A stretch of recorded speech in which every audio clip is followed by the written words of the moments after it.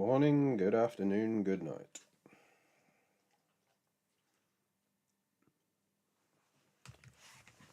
Let me move this over a bit. There we go.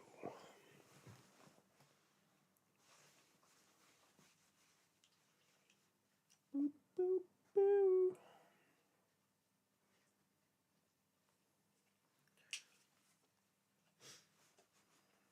Afternoon, Alexis. How are you?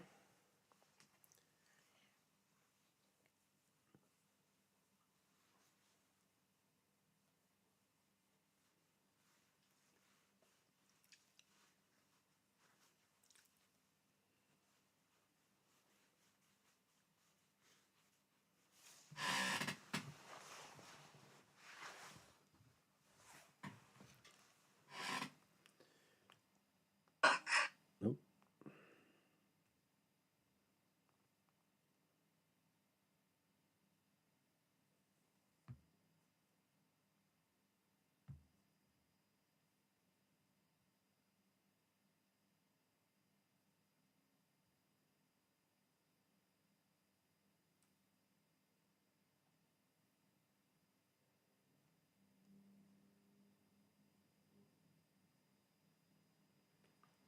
Finishing up the SC course. Well done.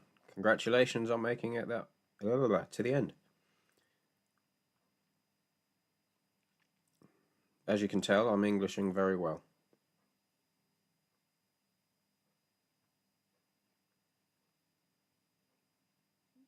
Where's my screenshots? There we go.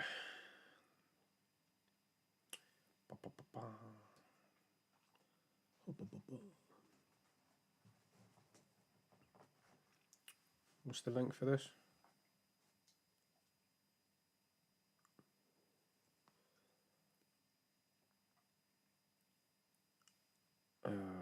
View channel.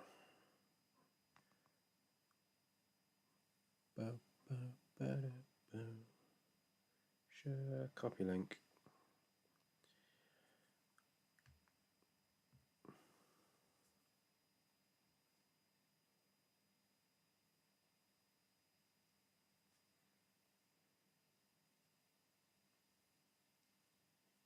And you would naturally, as you began on this adventure of dreams, you would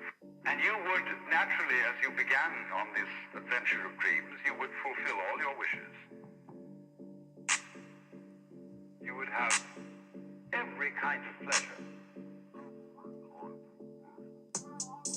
And you would naturally, as you began on this adventure of dreams, you would fulfill all your wishes. You would have every kind of pleasure. And you... There we go. I was just sorting out of sorts.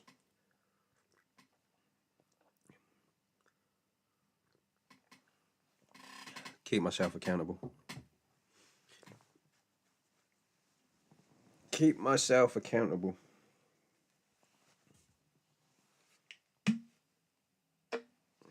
That was it was Alan Watt.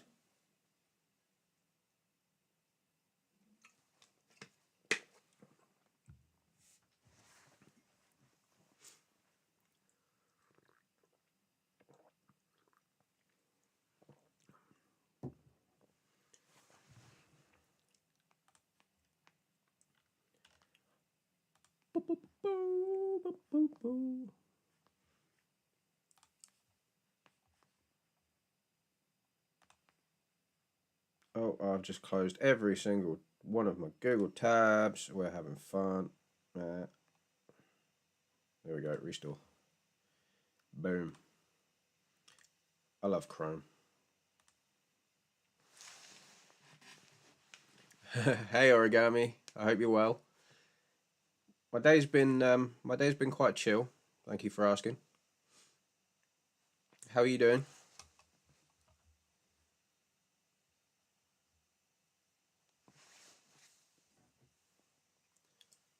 Hello Joyce. How are you?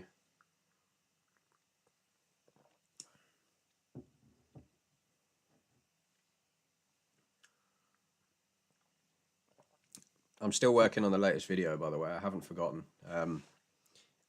I had a bit of a technical difficulty with the programs I used to edit.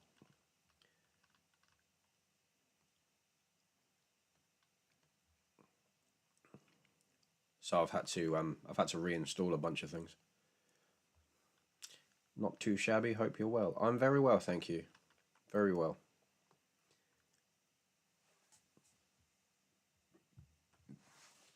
Very well.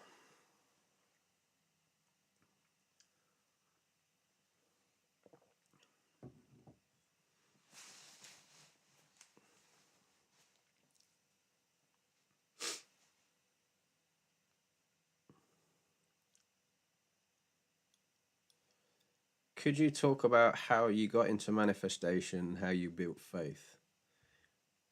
Origami's always coming up in here with the really good questions. So we're going to get into a blinder on this one. Okay. So, how did I get into manifestation? I think like where did it start? I was hanging out with somebody and they mentioned the word, and that I just thought it was some kind of voodoo hoodoo kind of stuff. I didn't really believe much in it at the time, and then I found myself on the SP journey, like many people here, like many people in this space, and it's like I went through the motions on it. I went through, like dating coaches and all that jibber jabber, and then I found a couple of spaces on Facebook, and I found myself on Sammy Ingram's space. Hats off to her, love and light and all that. But it didn't resonate very well with me. So I then moved on, found a few more spaces. Drowned myself in YouTube content. Didn't hit Reddit once. Tell a lie. No, I did hit Reddit once just to find out what manifestation was, and I clicked a link on Google that led me to Reddit, and it was a minefield.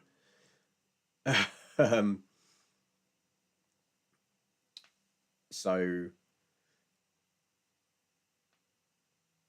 I kind of learned more about what it was, what it, how, not how to use it as such, but the fact that we've been doing it all our lives anyway.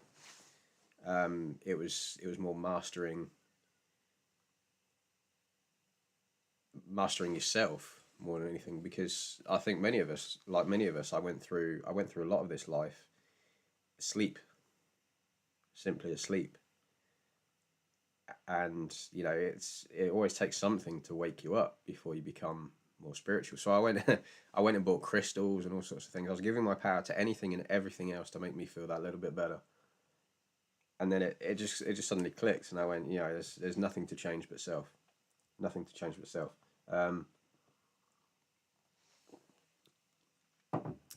And then it got to a point where, like Elvis Presley, I was all shook up.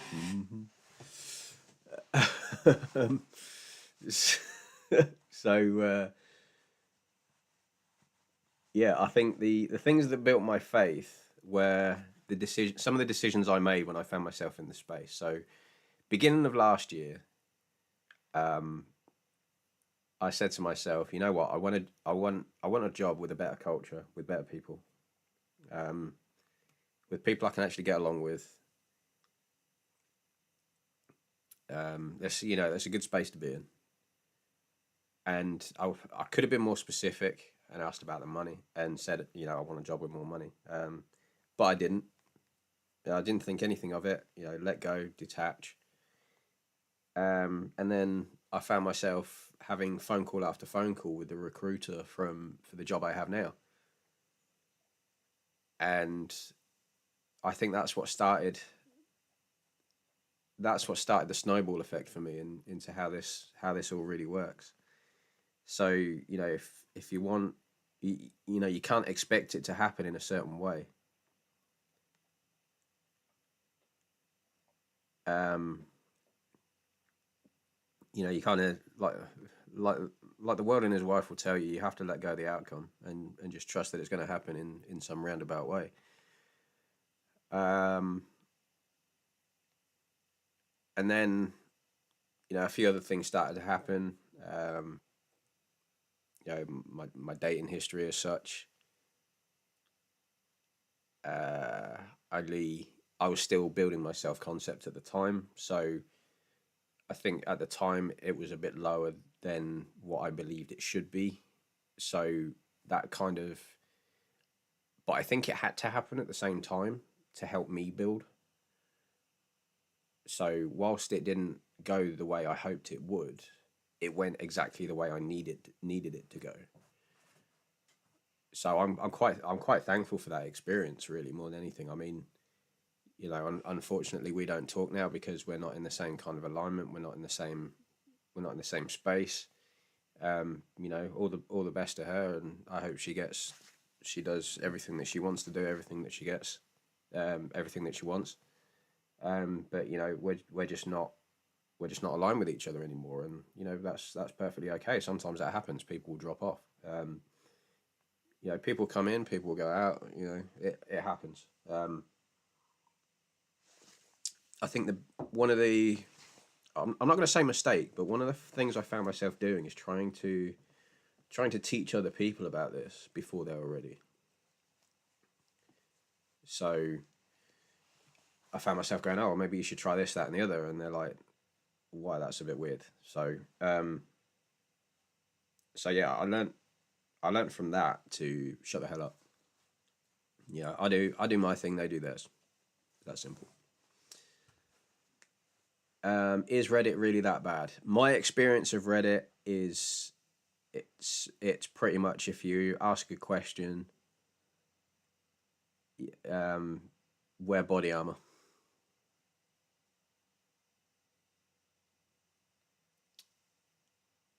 Yeah, wear body armor. That's my experience. I mean, your experience with it may be different. You may meet some really, you know, people really willing to help.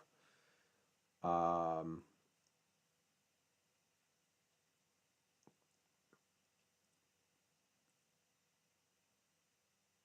and you may come across people on there that are more than happy to share knowledge with you.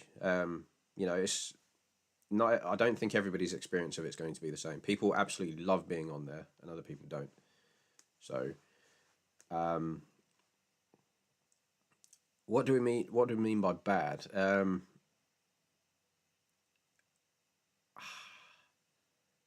I think it's more bad depending on your experience.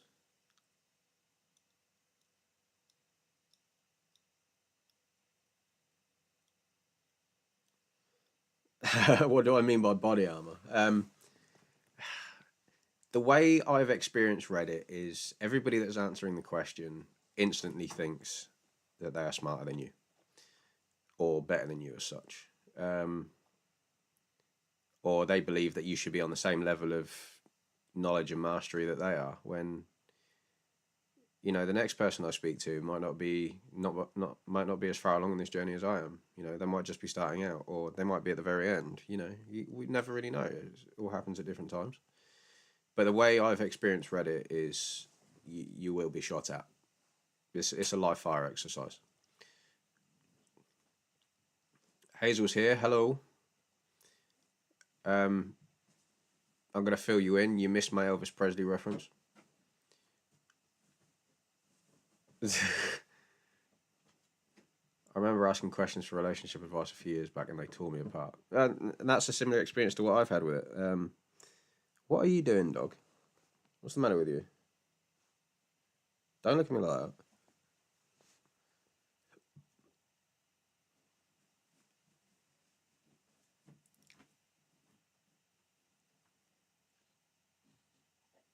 So, yeah.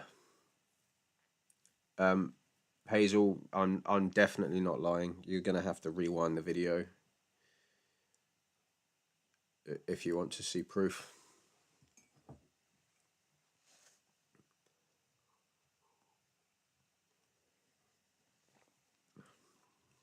But yeah, like I was saying, you know, I went through all these spaces, found myself leaving a lot of them, and that's when I was oh shook up, as Elvis Presley would say.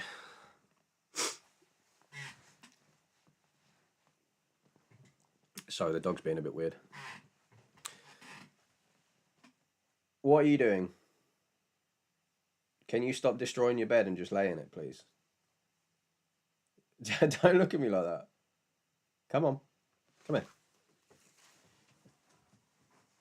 Hop up. I think you want to say hello. What's the matter with you? What's the matter with you? He's camera shy now, isn't he? You camera shy.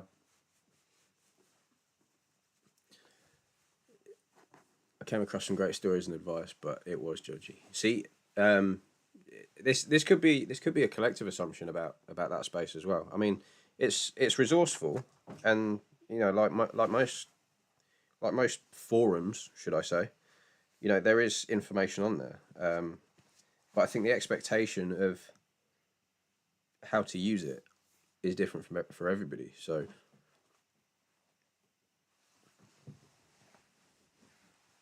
you know, it's not always going to be the same. What are you doing, dog? Can you move?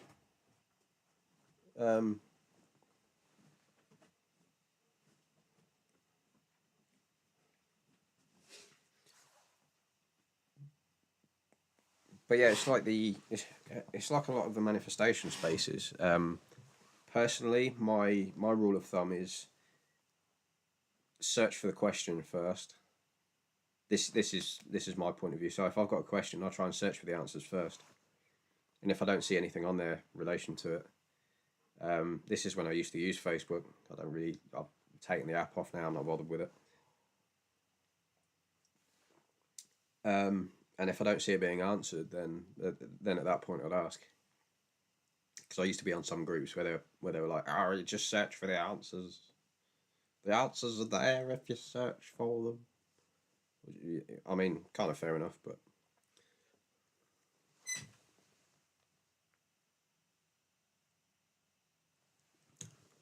so yeah, I personally stay away from Reddit. I'm pretty sure I've put a block on it on my machine, so I don't fall into that trap. I'm not completely away from socials. I still use Instagram, um, but for me, that's mainly motorbikes and cars. Um, I've curated my algorithm in such a way where I see nothing but cars every time I hit the magnifying glass now, which is quite funny for me.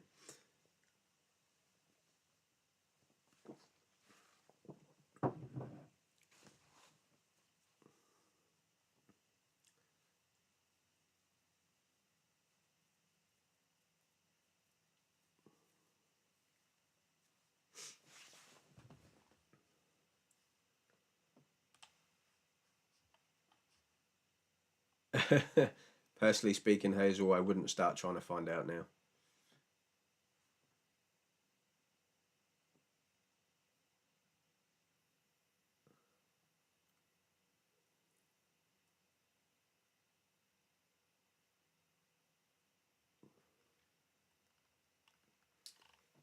But again, thank you, Origami, for the question or the request, should I say?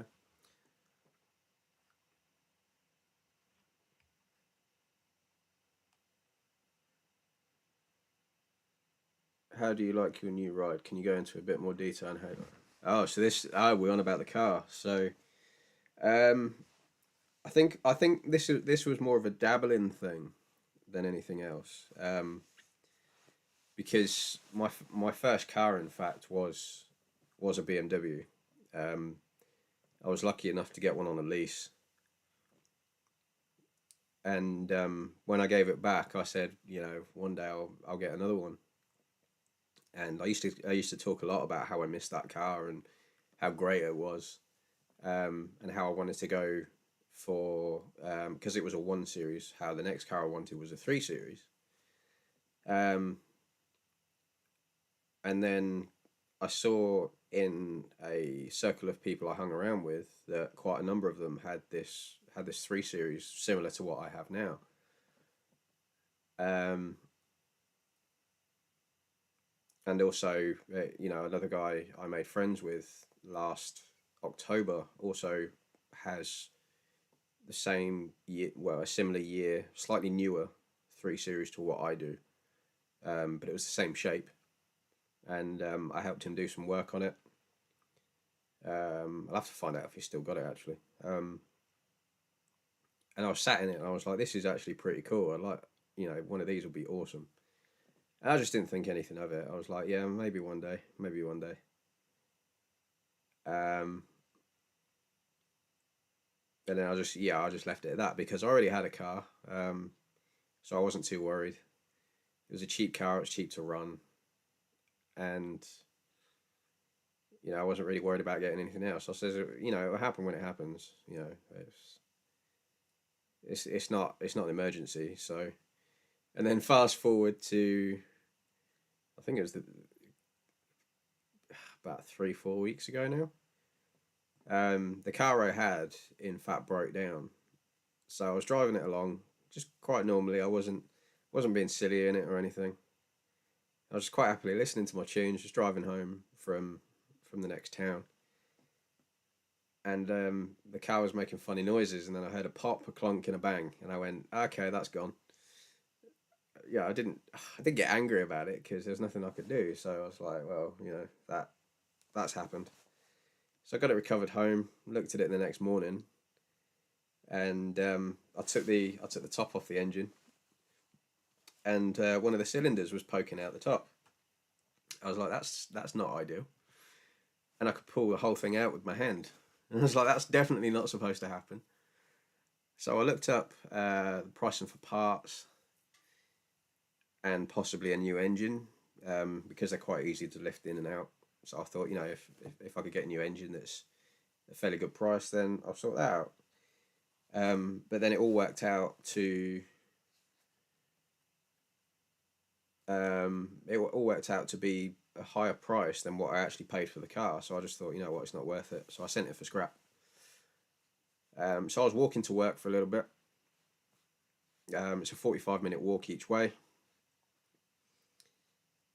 And during that time, I also broke a bone in my foot.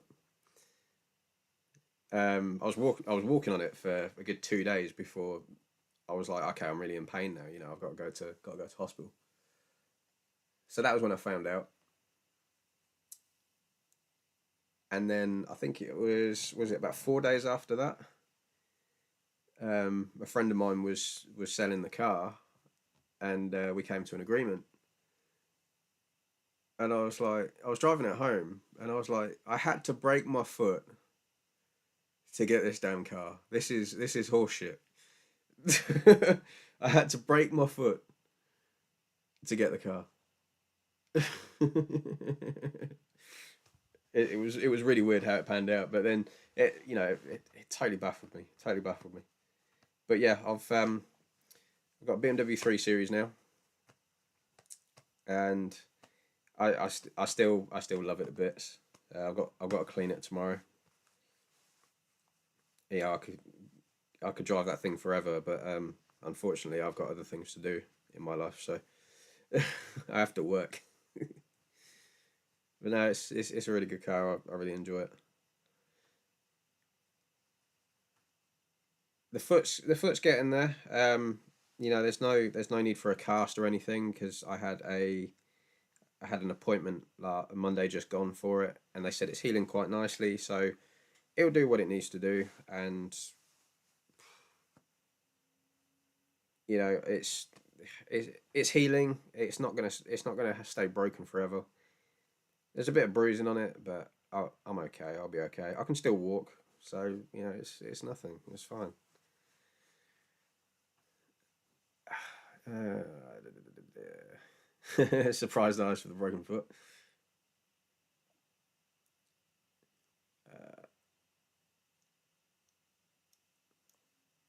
But the question is, was the broken foot worth it? Yes, because it stopped me walking to. It stopped me needing to walk to work because I got told off by the lady that does first aid at work. She was like, "If you're not working from home tomorrow, I am literally taking you home." So I worked from home for probably a good 2 weeks. Uh, so I only really walked to work and back for about a week after I broke the car, which is good enough for me. I didn't really want to walk anyway, but I had to. If it's important, you find a way. If not, you find an excuse. So I was like, it's not going to be like this forever. Um, and a lot of that was across motorways and things as well. And the way home, I took a different way home. Most of it was uphill. So imagine I've been working for 8 hours and then I have to walk uphill for a good 30 minutes. And then there was part of the way back where there was no sidewalk, no pathway for me to walk down. So I'm pretty sure that the fracture on my foot was caused because my foot was bent upwards on some uneven ground. I'm pretty sure that's what happened. Um, but I didn't notice it properly for about 2 days.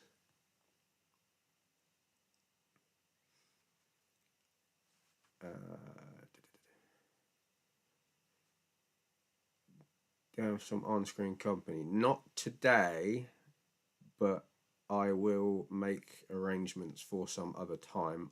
I can't promise when because I've got a few other things lined up I need to do. I still need to sort this video out and redo the editing again.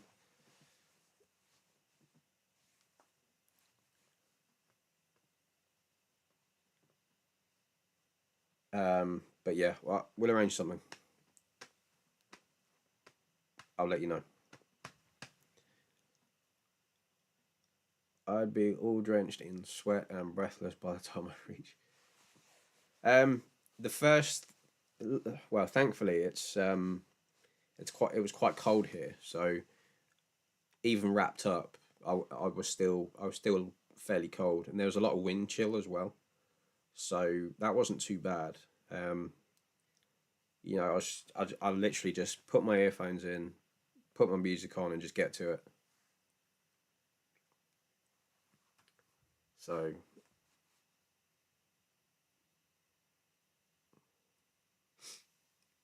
yeah, that happened.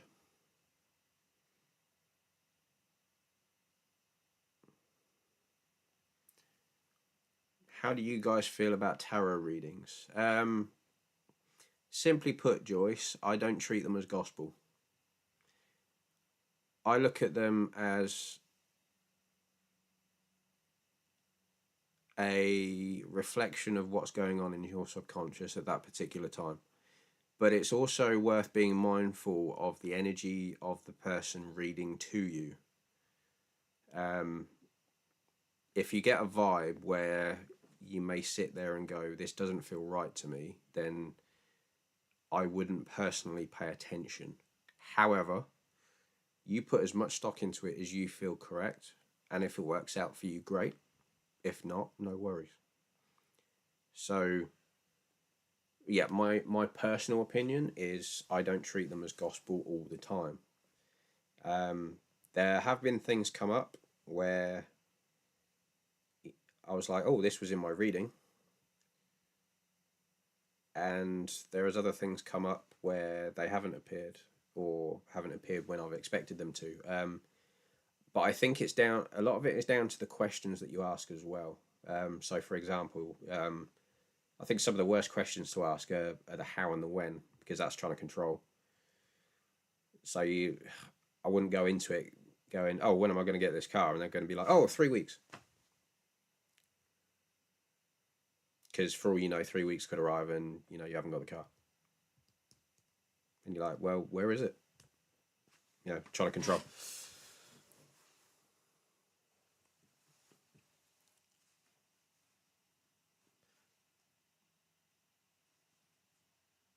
I might start walking to work. It would be a nice countryside walk for me. But yeah, but you live in the middle of nowhere, Hazel. So, or is it in the middle of nowhere? Is it true about British weather that it's sunny, rainy, and cold at the same time? um, when when we have summer, sometimes we have 5 minutes of it. Sometimes we have 5 months of it. It has been known to rain during summer. Um, so I find British weather can be almost as indecisive as a lot of the people. That's my personal opinion. However, you just got to take it as it comes. I was going to ask that as a follow up. How do you trust the reader? Usually, you can tell when you first have the conversation. I think when you first start talking about what you want to get out of it and things like that. I think that's the point. Because I've seen a lot of readers go, oh yeah, I read into this, that, and the other, and here's how long I've been doing it. Here's how you can trust me, and it's like they're trying to sell themselves.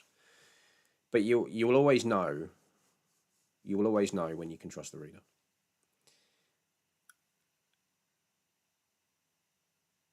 But it's down to a lot of the questions that you ask as well, because that's mostly what a tarot reading is, a reflection of what's going on up here.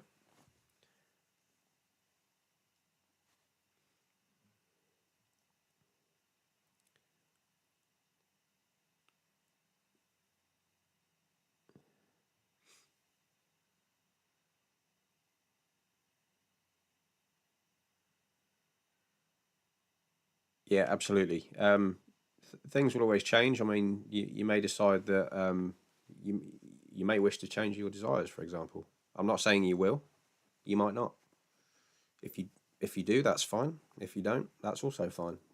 Because after all, this is your reality. This is your journey.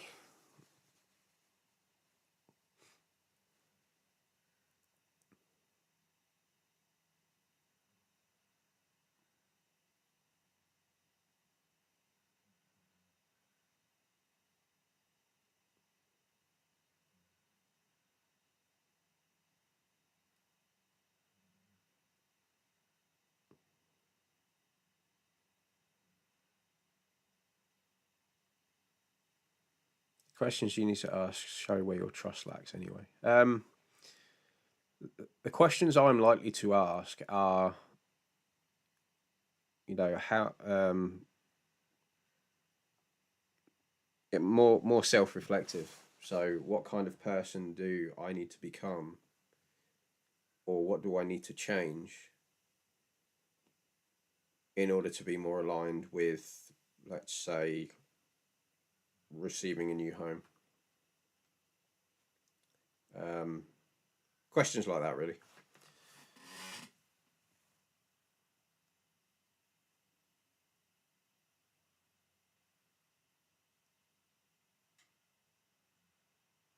I'm not shivering. I'm actually shaking my leg because I don't know. It's just one of those. It's a habit I've got. Restless legs. So no, I'm actually quite warm. I should really take my hat off.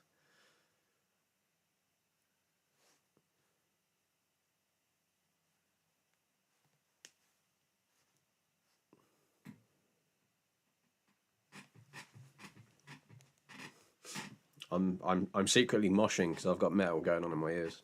No, I'm joking. I'm joking. There's no earphones here. Look.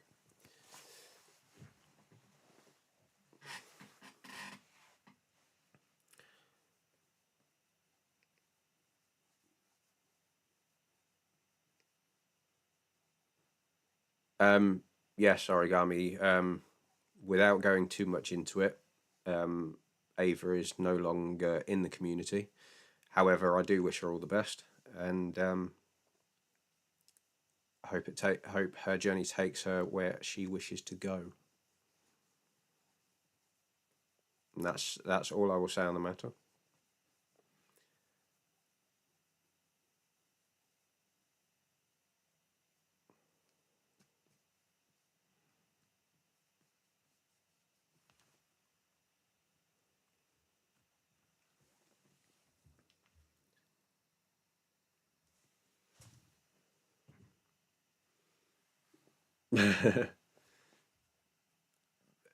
Bouncing, shaking, same thing.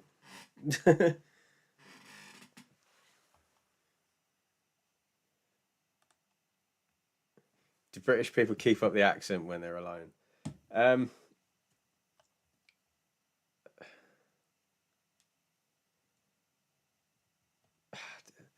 What's the best way I can answer that one?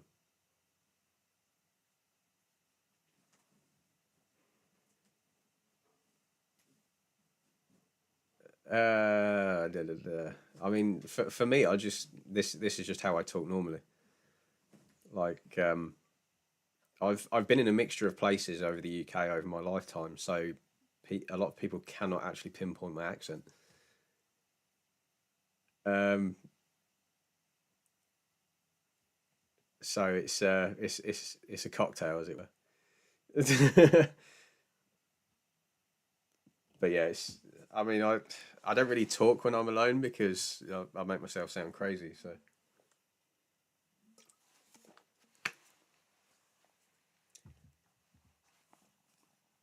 but no, secretly I'm Canadian. So, a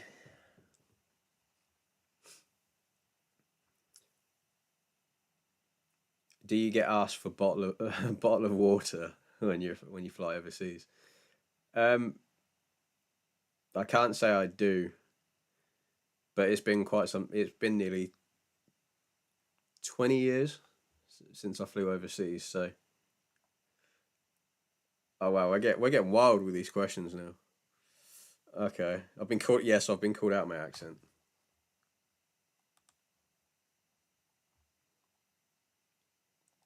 How much tea do you drink in a day on average? Well, judging by today, this was cup number 7, um, which is also interesting because my birthday falls on the 7th, not of this month, of a different month.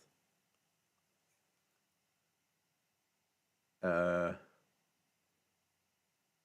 so average, I think about 4 cups. And I used to this time last year I was drinking a hell of a lot of coffee. So I've made the switch from coffee to tea. I found out that coffee has a chemical in it that heightens your cortisol levels. So I completely detoxed from it for about 3 months, and I found I was able to sleep better. I was able to concentrate better, and I felt less inclined to react to everything. Uh, um, but that's just my personal view. I've always got a deep love for tea, and if it's not Yorkshire tea, you can get in the bin. I'm sorry, but that's just how I feel about it.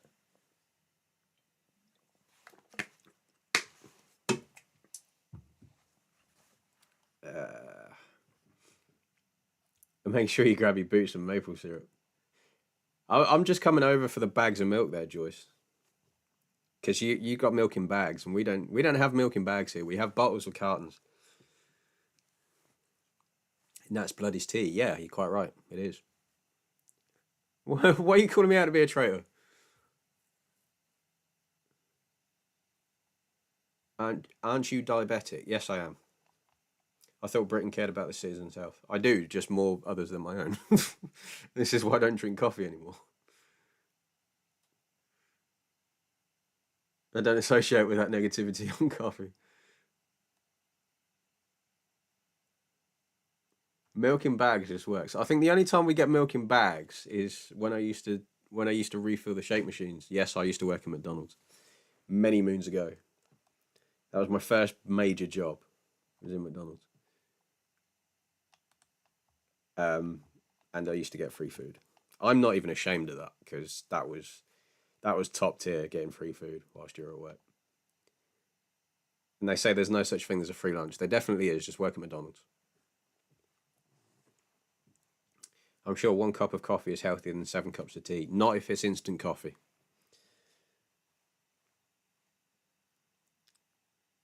Instant coffee has all these kind of chemicals in it you don't want to know about. If it's percolated or from like a coffee shop, then it's slightly different.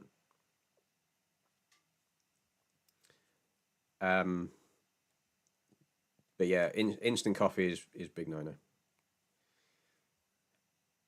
for me. So I've actually got a French press, one of the cafetiere things where you press the thing down. It is honestly, it's so fascinating. It's just a bit of I, I don't like the cleanup job afterwards. It just feels like it takes ages. So I don't use it too much. I do like it though. I need to buy some more coffee for it, but so I will drink coffee. Just I'll try and stay away from instant coffee.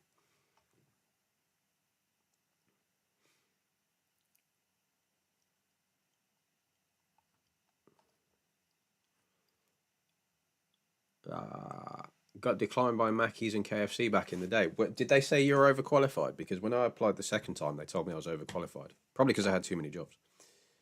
Um, Someone asked about my job history. I'm not sharing my CV right now, but the last 10 years of my life have been spent in the technology industry. I fix things that other people break.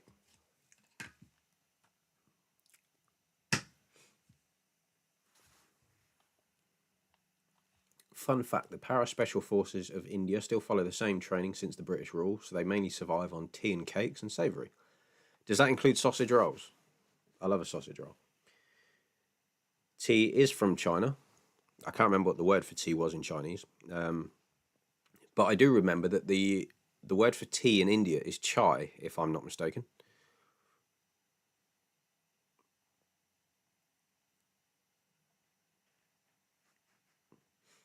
How does one get hired into fast food though?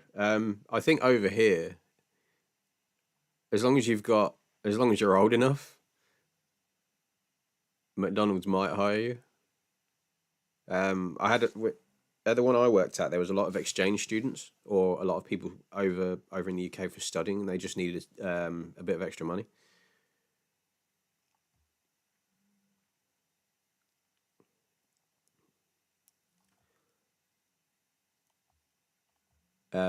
I mean, it's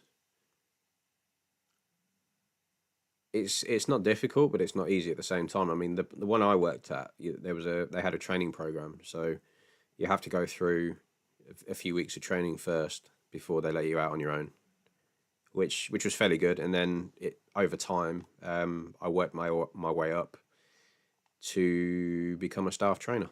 So I was training other people, other newbies. So if they messed up, it was on me. That was fun. Have you watched the Career Ladder guy? No, I haven't. Um, I'm not sure what that is, so I'm afraid I'm not able to answer your second question right now. Um, but if he's guessing professions, it might take him a little bit. I don't know.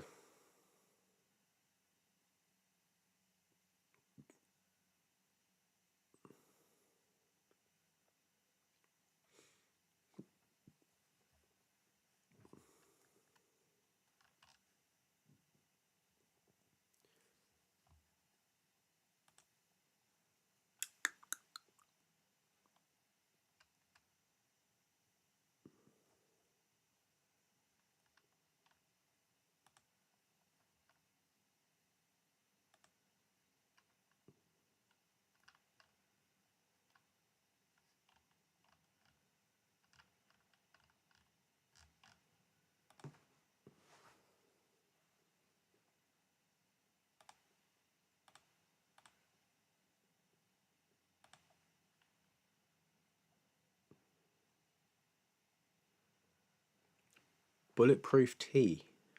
I've never heard of that.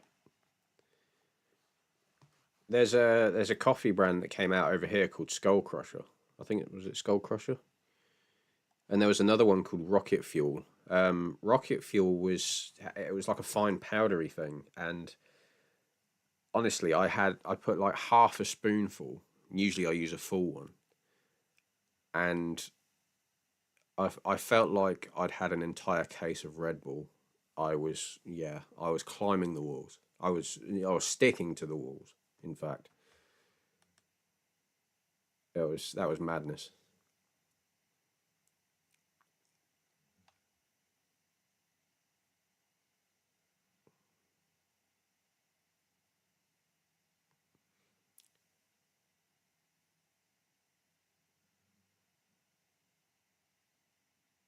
MCT oil. Could you elaborate on what MCT oil is? Because I'm not quite sure.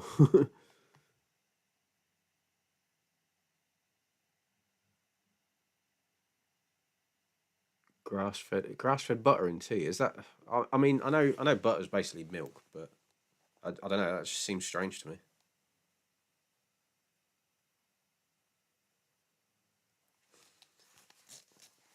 See, MCT to me means motorcycle transmission. I really don't want to put transmission oil in my tea,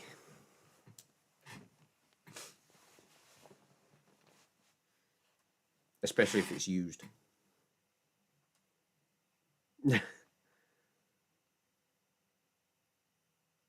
Okay. Chemical component of coconut oil. Can we use regular coconut oil, or I'm not even sure where I'd buy that. You know. And how much butter would you put in? Like, would you put in a whole block, or?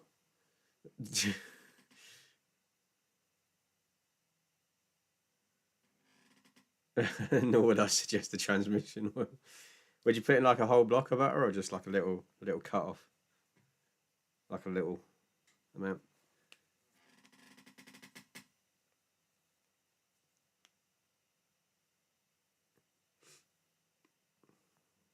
Oh, okay. Regular coconut oil. Cool. I'm gonna Amazon this. Amazon. Apparently, I live in London, according to Amazon. Well, you know, you've got to ask this thing. You got to ask these things because,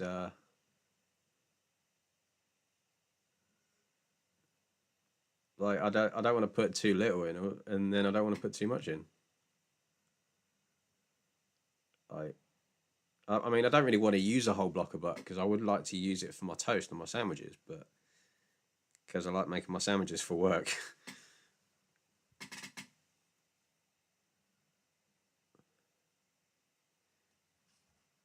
Where are we? So MC, coconut oil. Well, coconut oil is good for hair growth. Not that I need to grow my hair, but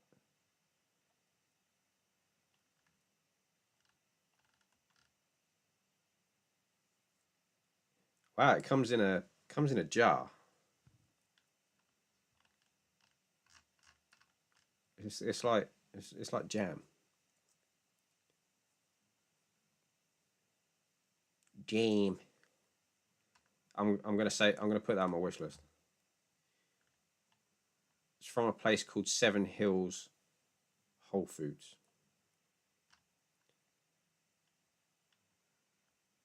How do I? Yeah, here we go. Add to list.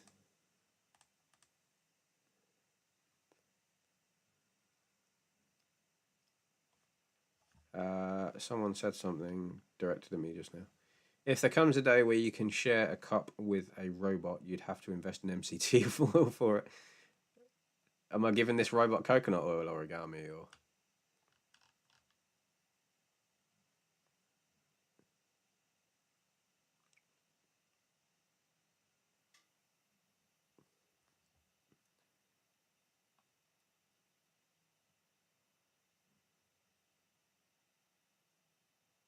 Oh, oh wow! I've got a QR code I've got to scan for Amazon. I don't even remember how to do this. Uh, that one.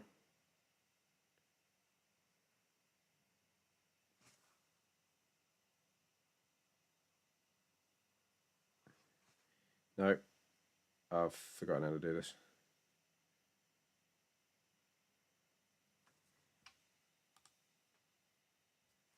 Oh, jeez.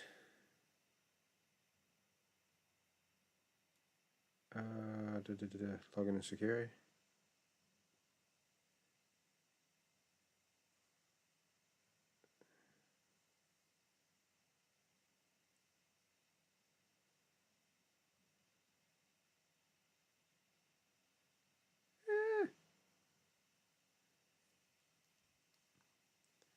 Funny how I work in tech and I'm stumbling upon tech.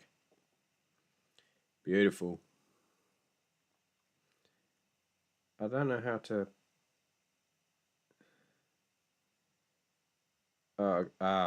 Yeah, I know, I know. I got it. I got it. I figured it out.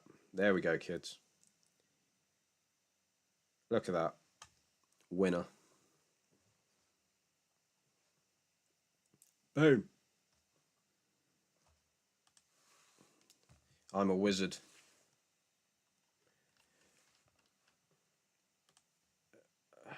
As if I got flustered by tech.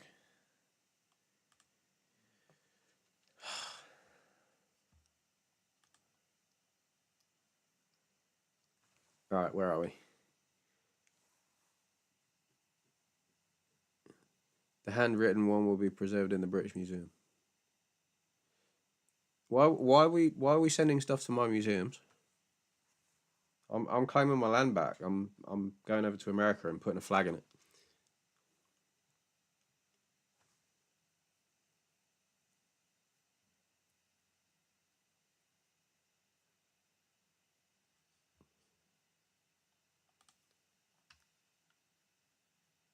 So that was coconut oil. What was the other one?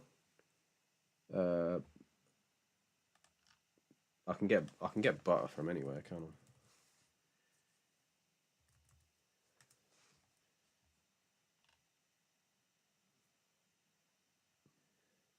I? I've just found a thing called goat ghee. It's goat butter, and it's £40. £40. Do I cook? I cook occasionally, origami. Most of the time, um, I mean, cooking from scratch is not a thing I'm always into. So I have to be. I find I have to be in the right frame of mind for it. I do occasionally try new things, but I find that they're very basic. So like my spaghetti bolognese, I actually put instead of bolognese sauce, I use beef stock and red wine because I don't drink wine. I prefer to cook with it. Um, yeah,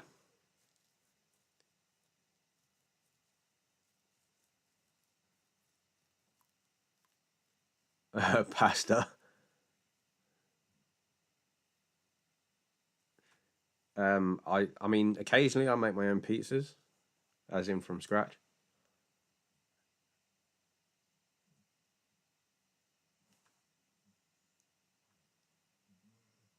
I make my own burgers and things,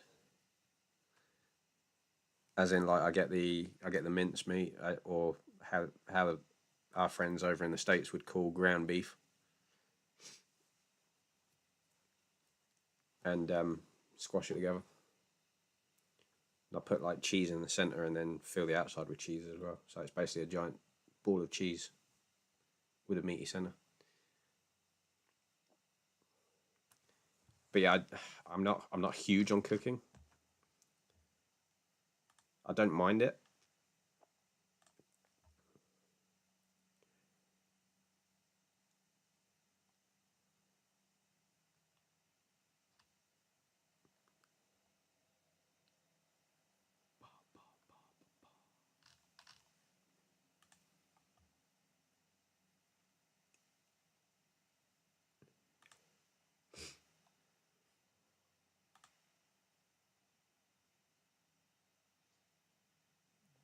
Do I eat out every day? No.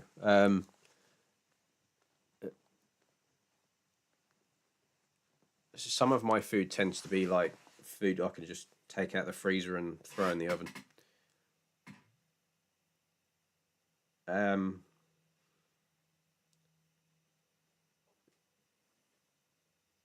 I mean, I eat out occasionally, but I don't like to because I find that the money that I use for eating out, I could use to say put fuel in my car.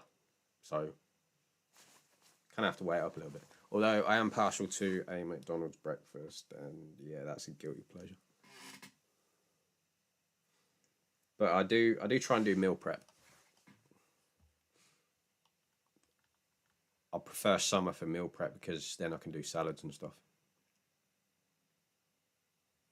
Oh, you have Too Good to Go. We have that here as well. Well, there's another thing called Olio as well, where you can get things like free bread. Not huge on cooking. Damn, I want to start a cooking channel with you. Yeah, we still can. I just haven't found the right people to constantly cook with.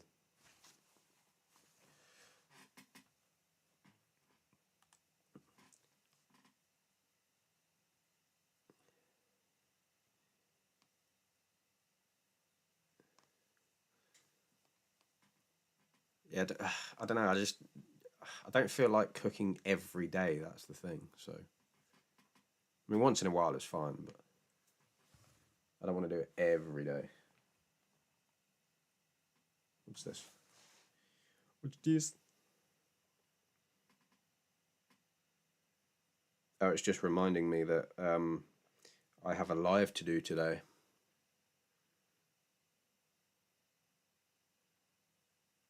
Anybody else know I had a live to do today? I certainly didn't.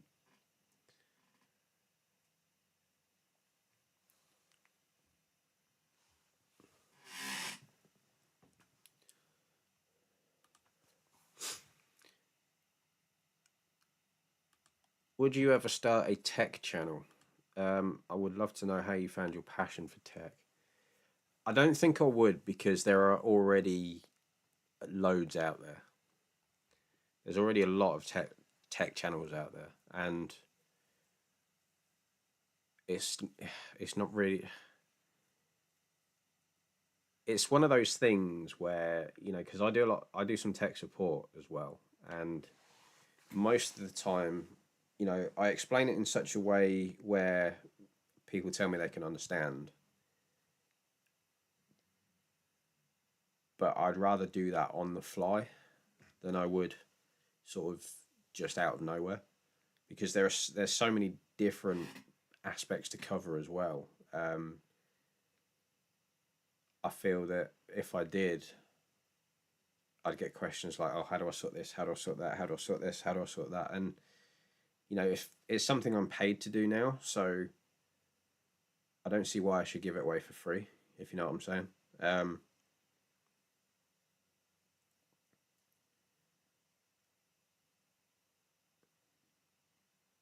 so I don't think I would. But I mean, I'll give you a brief overview. The how I got into tech started at a young age. So I built my first PC at the age of 7 years old. I used to play on my dad's all the time. He taught me how to play games, fix various bits on the PC that needed to be looked at. Um, so he decided to buy some parts so I could get my own, and I started building it up, and uh, what was it? He went out to the shop to actually buy milk, and he said, don't touch it until I get back. So I decided to put it all together anyway, using what I'd learned from watching my dad take his apart and things.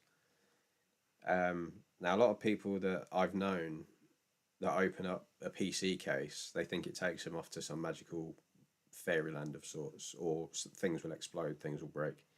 The amount of times that I hear I'm not very good at IT is astounding. If I had a pound for every time I heard that exact phrase, I would be rich.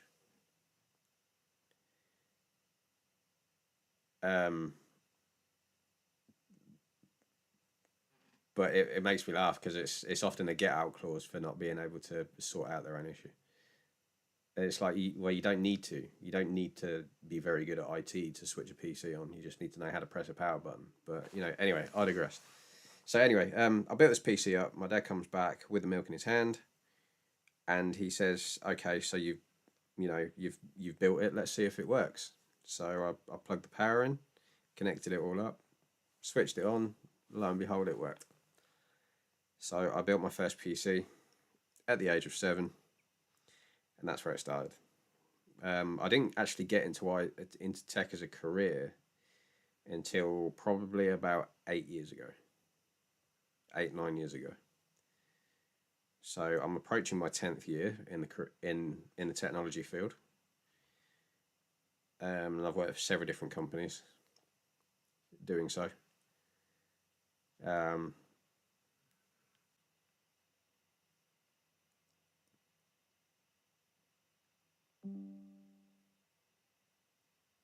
uh, but yeah, I think what was it? I manifested a new laptop and an all-in-one machine as well.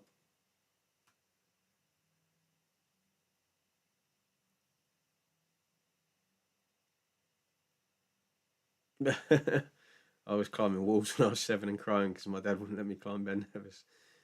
Didn't you only do that last year?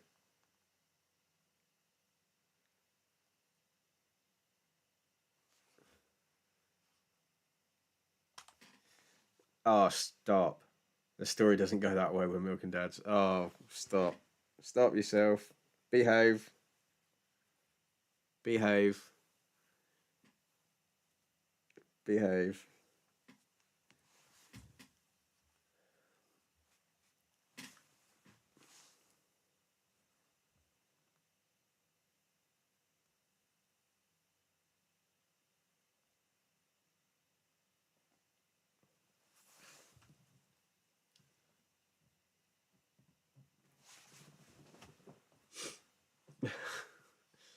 Well, we're not talking about that.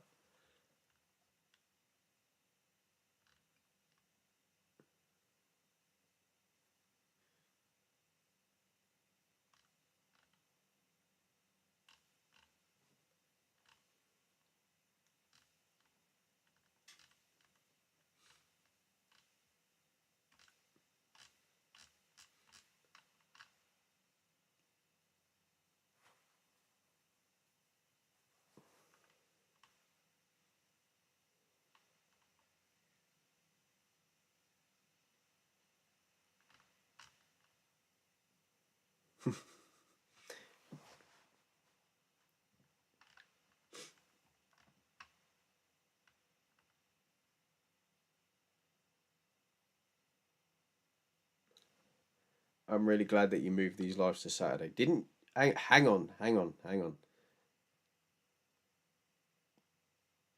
Didn't you vote in school to move them back to Fridays? I'm pretty sure you did. I'm calling you out now. Are you big on gaming? Yes, I am. I game most nights because it keeps me off the streets. Uh,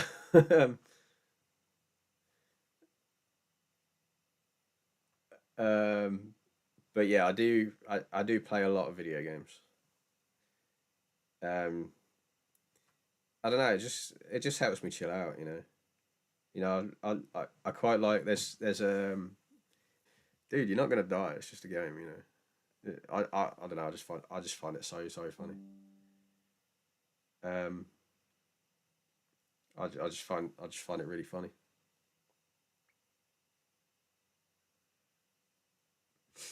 Can you do another flashback to what games you played when I was little? It all started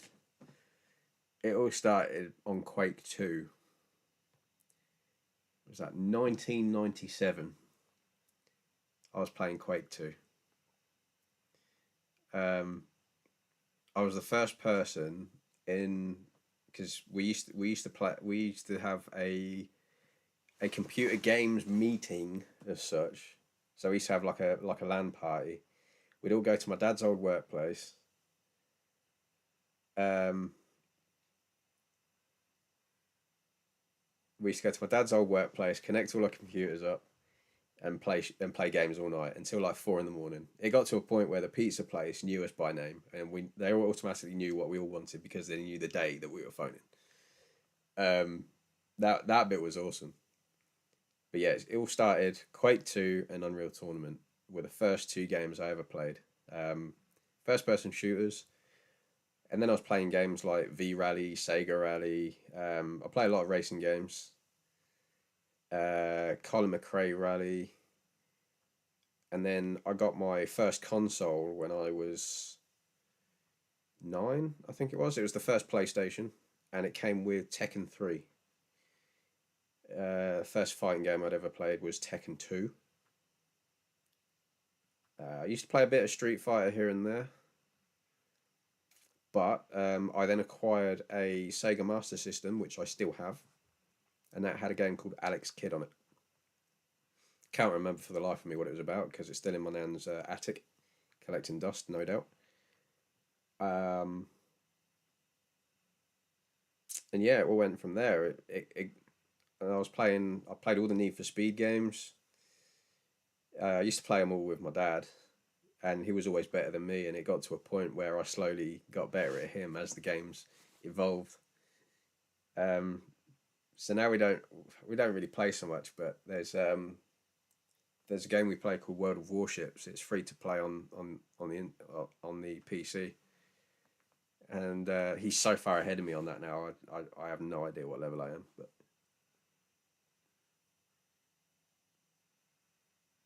yeah, that's a bit of a flashback on my games.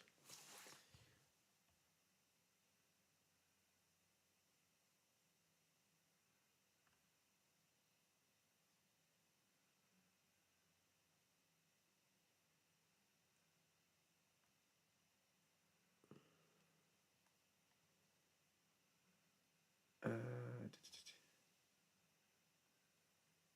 can't understand gaming. I feel like it would make so much more angrier. No, it's only if I don't know. Like sometimes I find that people take it a lot more seriously, and people get right into it. You know, I mean, with some, there's a game that I'm playing at the moment called Insurgency, and it requires you to do a lot of forward thinking. So it's almost like it's I can't really say that because I've not experienced it, but I'd imagine it to almost be like being actually out there fighting a war of sorts. Um, because you've got things like fire support calling, you've got different classes of uh, soldiers, as it were. So each have a different job. So you've got your basic rifleman, you've got a machine gunner, you've got a marksman, you've got an advisor, you've got an observer, and you've got a commander. Just to name a few. There's probably more than that on there. So the observer and the commander collectively sort out the fire support. So they call in like the helicopters, mortars, smoke screens, things like that. You've also got demolitions, which is exactly as it says on the tin. Demolitions, they destroy things. Advisor, they just have fancy guns. Um, so each has got its own kind of job, and you have to sort of think about it a bit more. And the way they've done it now is I've actually found it really good is because a lot of the time we play against AI, and if you're playing online against the AI, it kind of learns how you lose, so it does something similar the next time round. So you've got to be like, oh, I've got to watch that now. And it kind of learns how you play as well. So it learns how you win, learns how you lose, and acts accordingly. So if you were to go, let's say you were to go around the back of this house and all of a sudden you see three AI there and they're all shooting at you, you die. You go around there again, they won't be there. You know, there might be, I don't know, further up the map or in the house or something like that. So it's really cool the way that's working at the moment.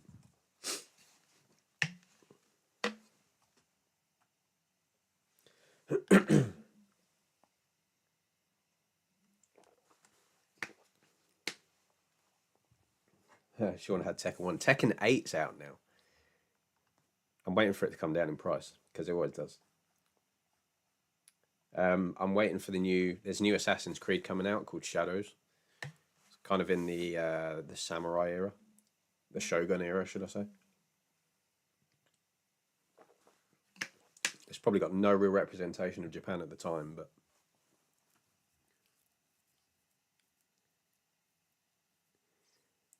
we've been friends for so long that I now sometimes find myself talking a British accent at times. That is not my fault. I take no responsibility.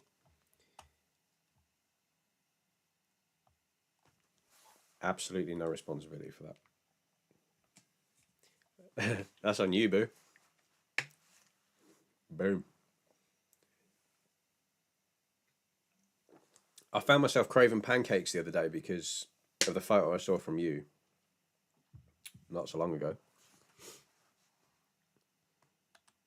The colonization has begun once again. I did say I was taking my land back. I did say I was taking my land back. I mean, we're already halfway there with Canada because they've got our monarch on their coins. So I'm pretty sure I've still got my Canadian coins somewhere. I'll have to find them.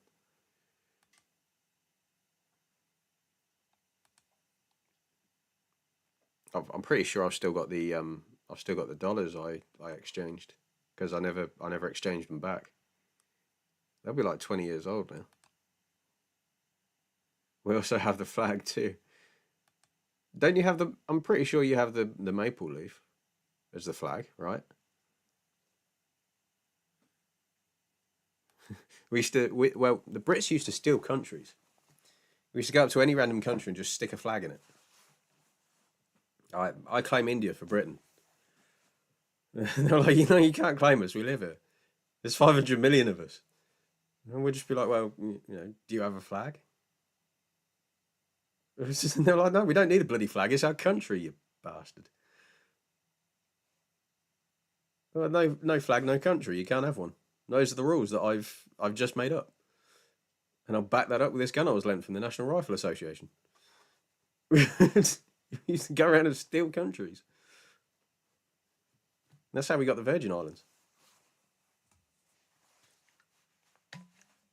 I'm gonna get cancelled first. Never mind.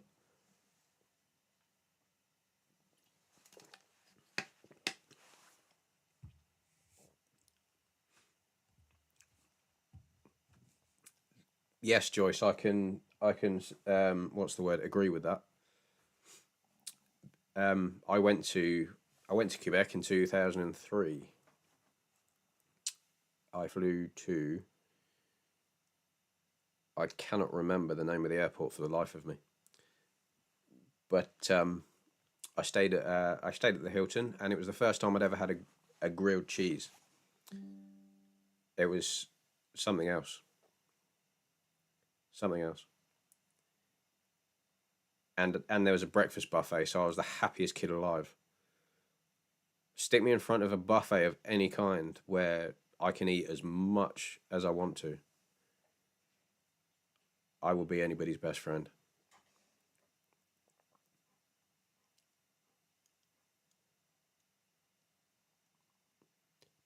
Did you try our poutine? No, I didn't. However, there is what's it called? There's a place not in the next town that does poutine. I can't remember what it was called.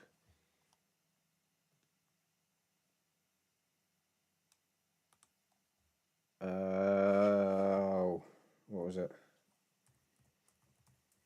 I remember the pub that was next to it. It was called Brew House and Kitchen. I can't remember what the actual restaurant was called that does the poutine. There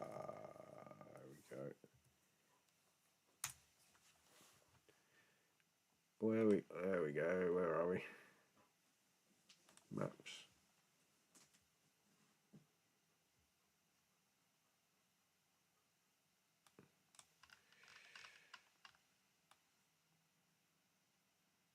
Oh, it's moved.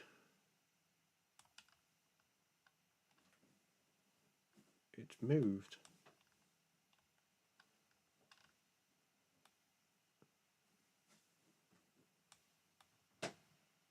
Where is it? Where is it? Where is it? It's near the university. Guildhall, there we go. Brew house and kitchen. Where is it?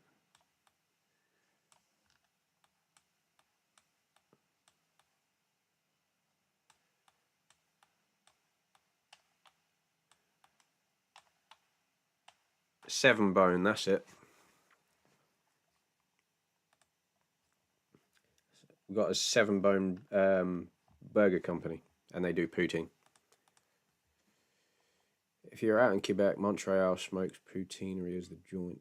Yeah, I don't remember that. I remember going to a Chinese buffet place, and my uncle ate a whole bowl full of mussels. I'm pretty sure there were about 1,000 on this thing. And yeah, I have no idea how he put that much away. It still amazes me to this day.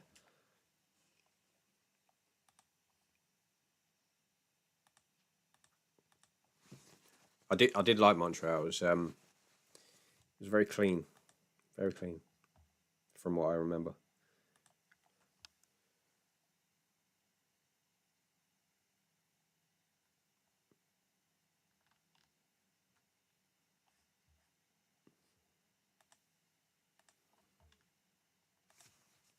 Oh, I'll bear that in mind. Next time I invade Canada, I've got to do I've got to do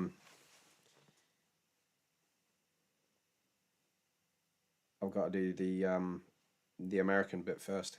I've got to invade America first. What do I fancy in Asian cuisine?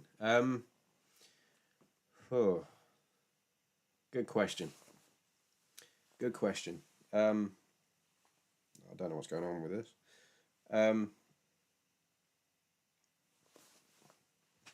I don't know, because I feel a lot of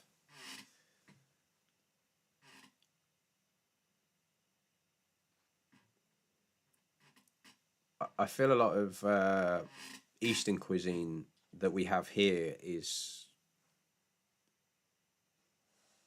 not as authentic as I feel it should be. Um, so like we have like Indian curry houses and things like that, and I often think that they're specifically created for the Western world. Um,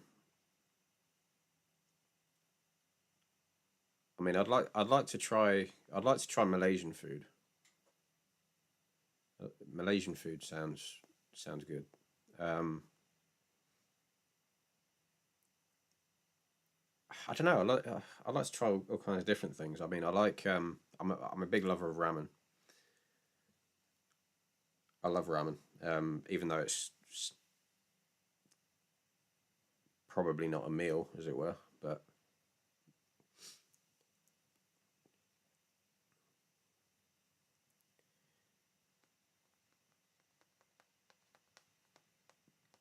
yeah, that's I'm not 100% sure on that one.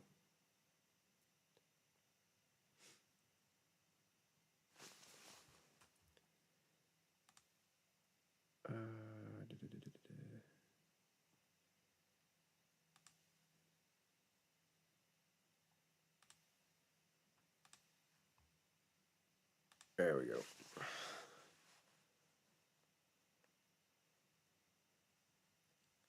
Opinion on chai tea? Absolutely love it. Absolutely love it. I spent most of my early adult life drinking nothing but chai tea. There's a company we have called Twinings that did a blend of it. Um, and it was amazing, simply put. And it reminded me of Christmas.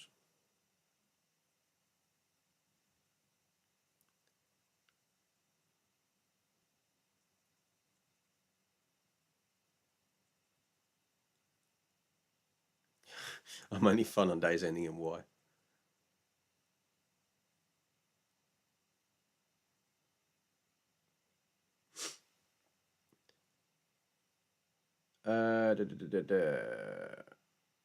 Is your jacket from an official event?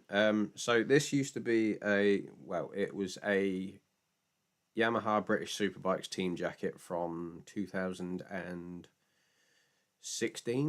I think.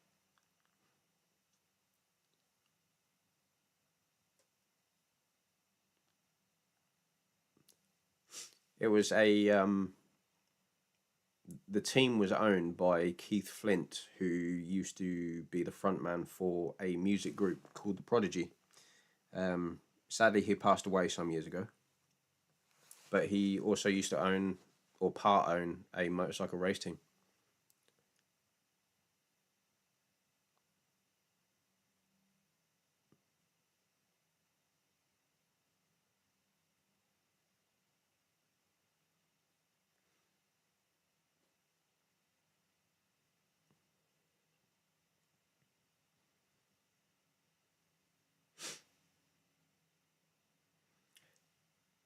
Yes, I am into motorcycle racing. I have been since since I was very young.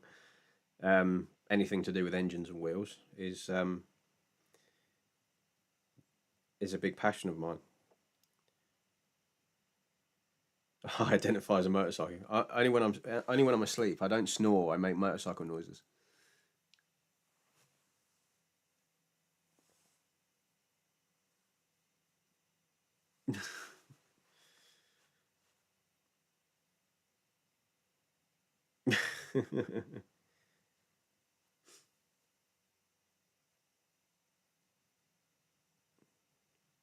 But yeah, anything with wheels and an engine. So I've been to a few Steam fairs as well. They're pretty cool.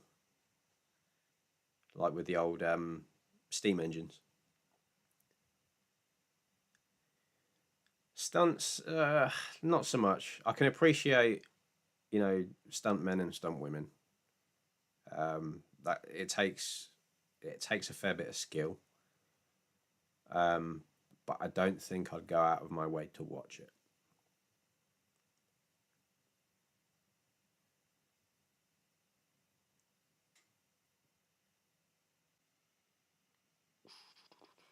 What do I like about motorcycle racing? That's quite an interesting question, actually. I think because I've been both sides of the fence, it's more I like the camaraderie. Like I don't enjoy bashing football or what some would call soccer, but with those kind of events, I've found um, a lot of things I've seen where if you've got two opposing teams, everyone's trying to go fight each other. I find you don't get that in motorbike racing. I mean, people have got their opinions on who's better and who's the better rider, who's the better racer, who's won the most, who's behaved the better way and things like that. But you don't. I've never seen anybody fight each other over that kind of opinion. And because I also used to help out in a motorcycle race team as well. I found that there is a lot of support from other teams, even if you just even if you're a small time team with just like a van and a tent, like a van, a tent, and a bike was all we had at the time, and then we slowly built that up. Um, and there was a lot of support from other people. Um, and that was a brilliant thing. Like it was the racetracks were my second home for a number of years, and then we got into road racing. And there was exponential amounts of support there as well. It's just a really really good environment that I just wish lasted forever. But it's you sort of done for the week or the weekend, and then that's um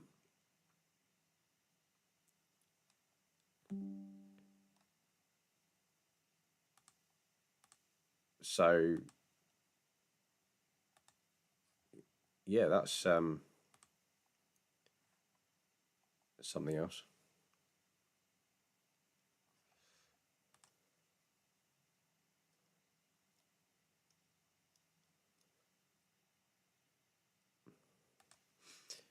What's the most spiritual animal in your humble opinion? In your humble opinion, Whew. I want to say the eagle. Is it the eagle or hawk? Can't quite remember. No, it's the eagle. Mainly because the eagle is often attacked by a crow. Now, instead of fighting the crow, what the eagle does is continue to fly higher. And as it flies higher, the oxygen level decreases. So at that point, the crow's got a choice. You know, the crow can either carry on attempting to attack the eagle and become a nuisance, or let go and regain its oxygen levels. So the eagle doesn't fight back, you know, and I think that's very akin to our reactions to certain situations that happen in life, where you know it's not the things we do. It's not the things that happen to us that define how our lives are going to go. It's how we react to them.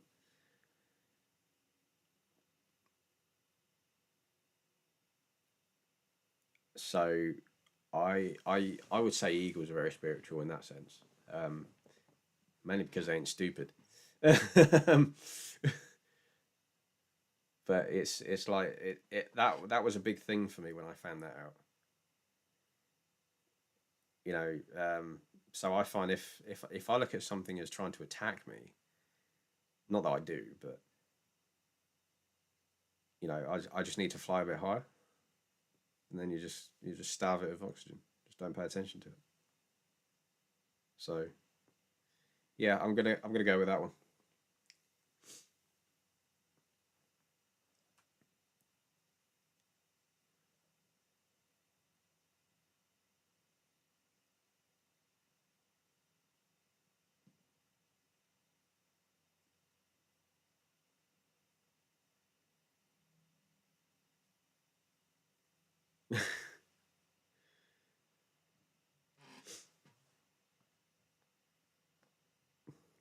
With the best answers.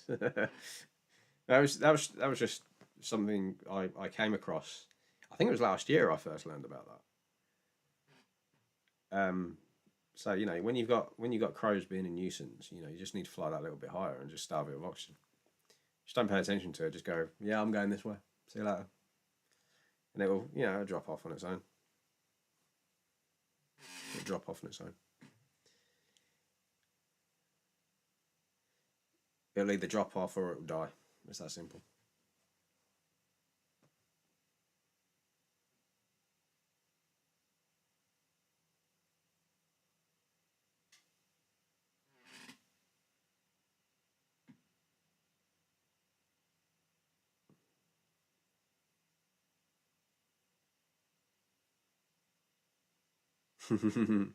Fly a bit higher. We'll remember that.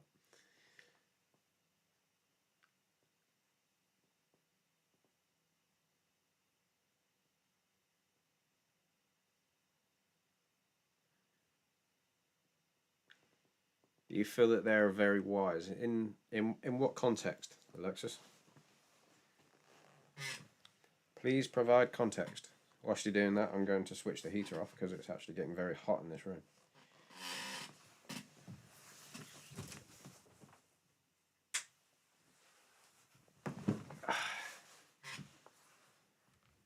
I'm getting hungry. What time is it? Choo choo.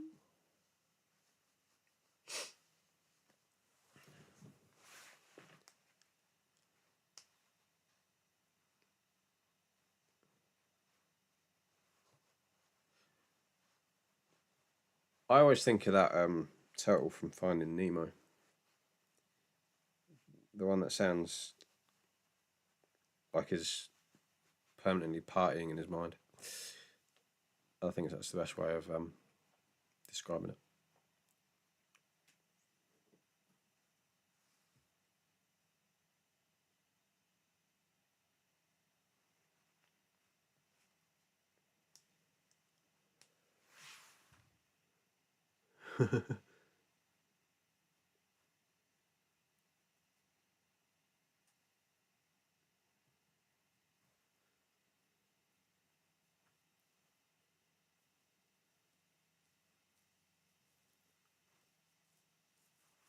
They're resilient to the conditions of the water. Do you know what else is resilient to the conditions of the water? The shore. The events of life are the water, and you are the shore.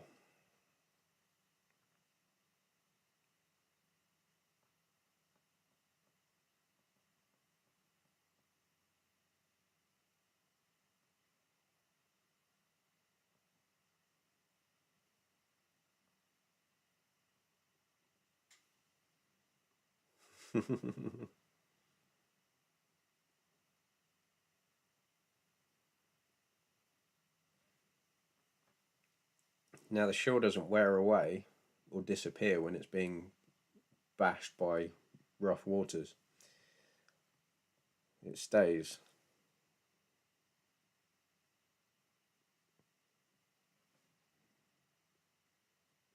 And as the waters calm down, you see more of the shore.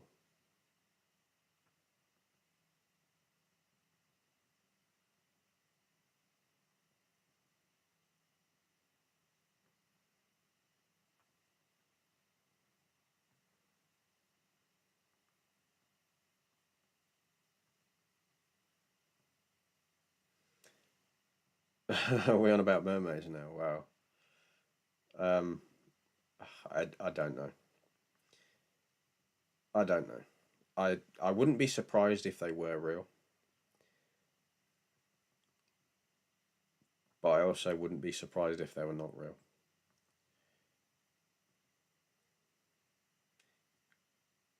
I think that's on the same breath of the as the Loch Ness monster. There's always going to be a divided opinion on that, I think.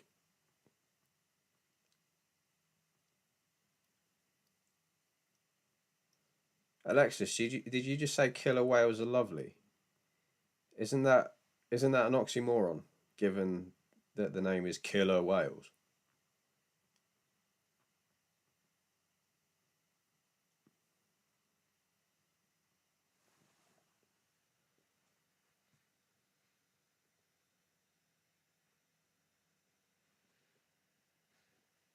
Hmm.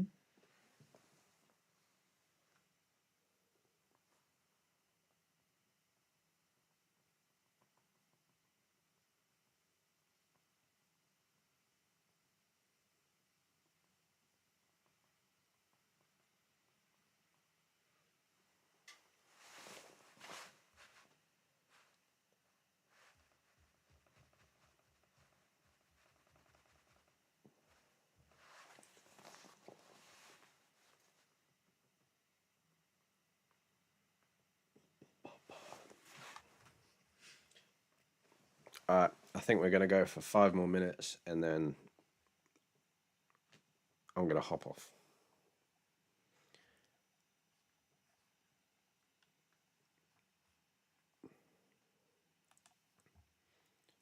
Do do do do do do boo.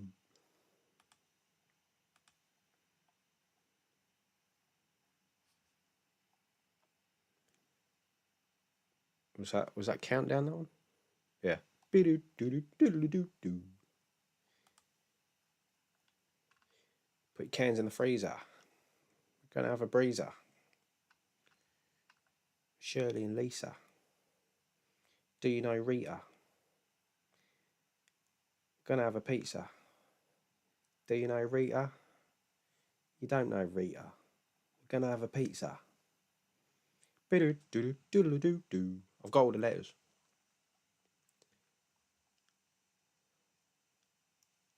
Do you watch anime? If yes, what's your favourite and why? Yes, I do. I don't watch as much of it as I'd like to anymore. But I'm a fan of Bleach. Um,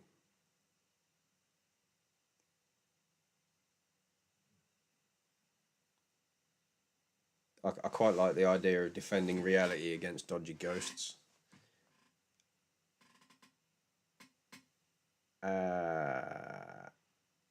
And like there was a caveat where you couldn't look them in the eyes because then you'd know who they are, and yeah, that was a that was a good that was a funny thing for me.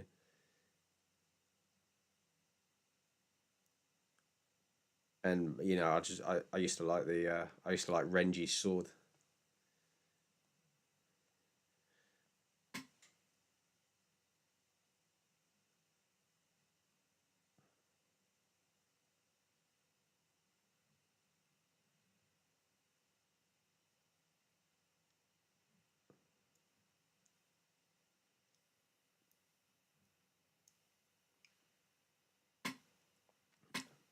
So yeah, that's mine. That's my opinion.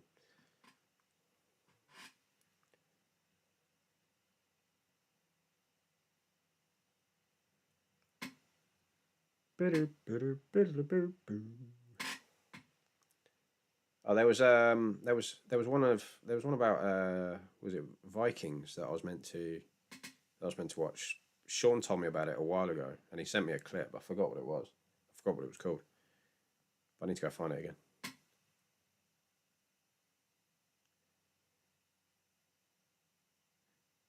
I went to an elephant sanctuary and got a tattoo of one.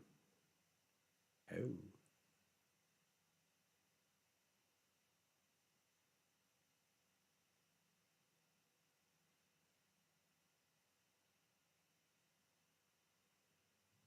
Yeah, Joyce, I wasn't on about the TV series Vikings. There was an anime about Vikings, but I've forgotten what it was called.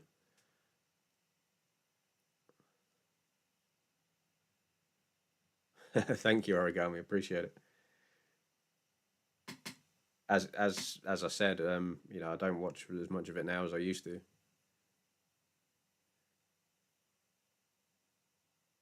Vinland Saga, that was it. That was it. I need to start watching that. I've been heavily recommended it. Heavily recommended it.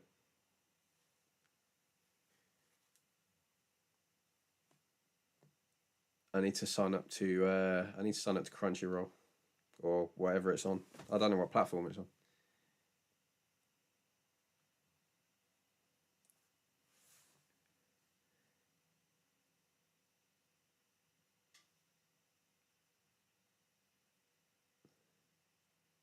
But yeah, I do need to start watching that. Oh, excuse me.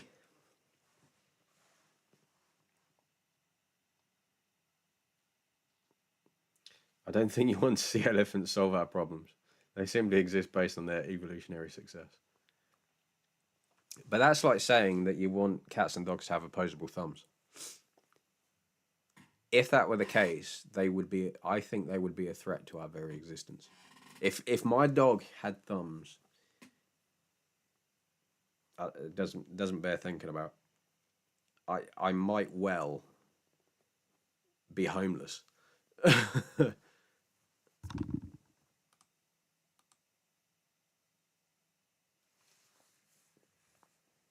am I getting? Oh, okay.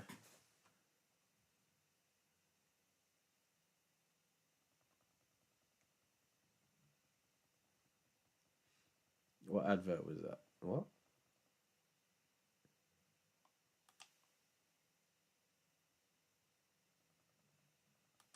I'm not. What advert was that? I'm not sure what you're saying. The Conqueror of the Conqueror. He sleeps 15 hours a day. I'm not even sure he could conquer. I'm not even sure he could conquer the living room. To be honest with you, right now.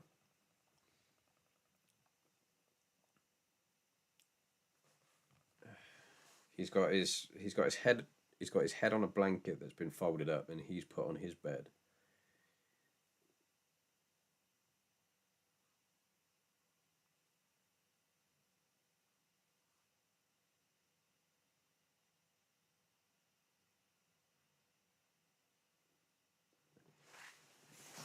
So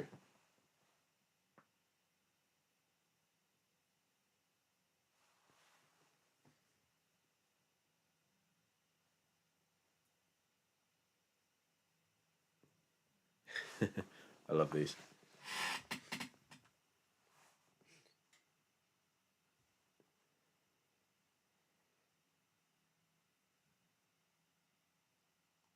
The likelihood of being murdered by a husky is low, but never none.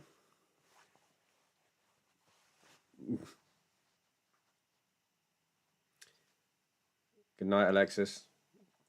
I think on that note, I'm also going to call it a night. So thank you everybody for joining. Thank you for being here. Please be sure to like and subscribe, all that. Send a heart thing. Tell your friends. Tell your friends. Tell your cat's friends. Tell your dog's friends.